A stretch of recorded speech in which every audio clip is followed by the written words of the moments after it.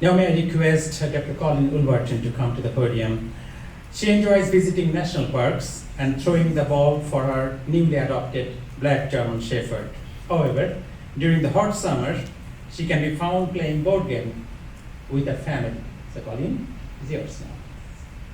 Thank you. Hi, my name is Colleen Wolverton, and I am a professor in the College of Business in the Department of Management.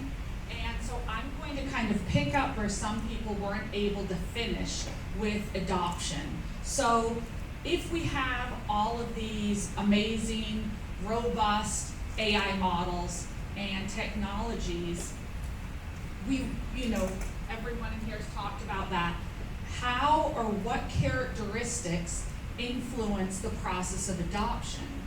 So I've worked in adoption with technology for a long time, and our traditional model is TAM.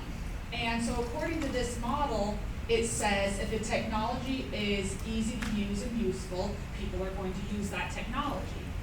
And so I said, well, is this something that we could really just use our existing model to understand AI?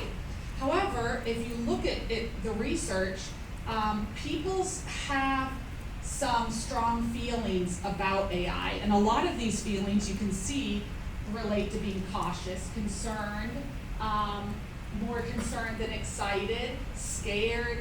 And so different than our traditional technologies that have been introduced, iPhones and any other technologies you can think of, there's a lot of expectations, thoughts, fears surrounding this technology that may impact an individual's desire to accept this technology, to adopt the technology. So there's some ways that we can look at, or some additional characteristics that we can use when determining whether people are going to adopt this technology, this AI technology that we have worked so hard to produce. And the first is trust. Do people trust AI? Now, if you go out and ask a bunch of people, in this room, I say it's a little bit different because we can sit here and talk about hallucinations and AI and LLMs, and everyone here knows what we're talking about. We can tell AI jokes and everyone will laugh at it.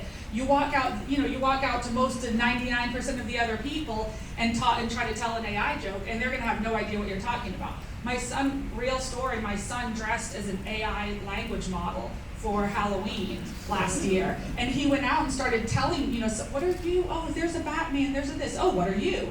Well, I'm an LLM, blah, blah, blah. And eventually I just told him, I said, just tell him you're AI. Because it was people struggled. And so there are trust issues, and I think most of us would probably agree, trust with AI. Personality differences.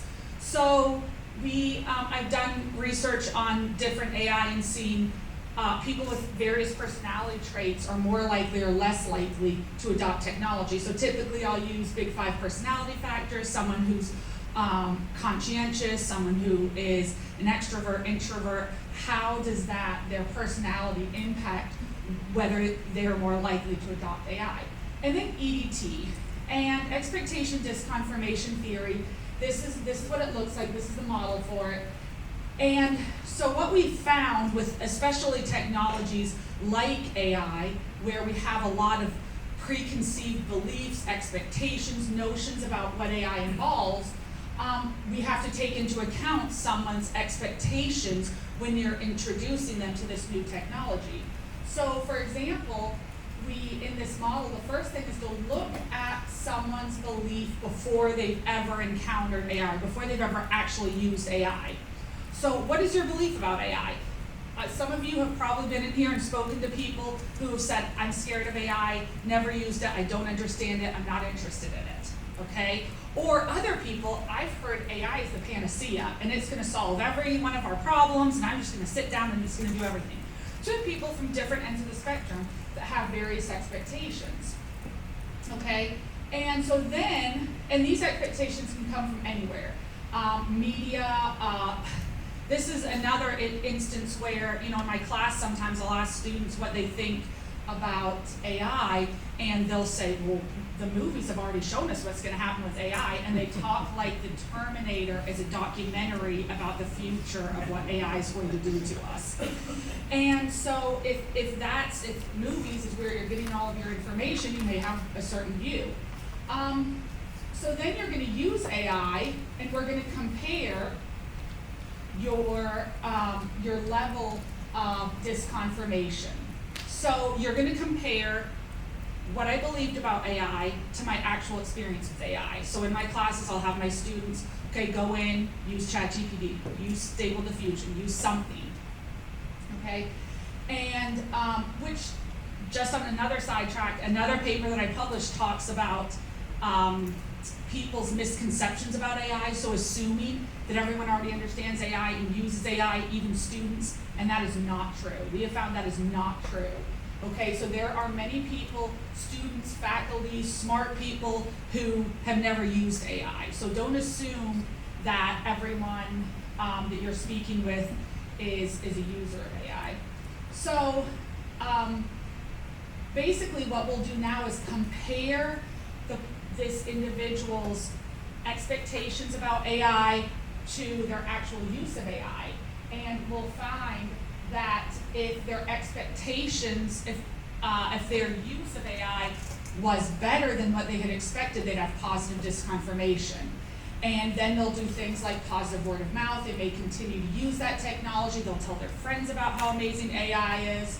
Then we have negative disconfirmation, which is where you thought AI would be amazing, but you went in there and it hallucinated and it gave you a lot of problems. And with that, then you may say, have negative word of mouth. I'm going to tell everyone how horrible AI is. So research methods. So basically what I have done in the past and what I continue to do is conduct a literature review, what research has been done in AI and adoption of AI. Then do online surveys using Qualtrics, data analysis. I use PLS, structural equation modeling. So here's a model that I've done where we use personality, and I was able to say, these are the personality traits that impact an individual's level of trust, which then impacts their desire to use or their likelihood of using a biometric payment system. So opportunities, I'd love to collaborate with other researchers. I'd love to come into a company and help to collect data and tell you what your users are thinking about this new technology, this new AI that you're implementing. So any additional data collection opportunities. I love this quote here about AI's impact, which I think is going to be found to be true. So please let me know if you're interested in collaborating, and I hope everyone has a great day. Thank you.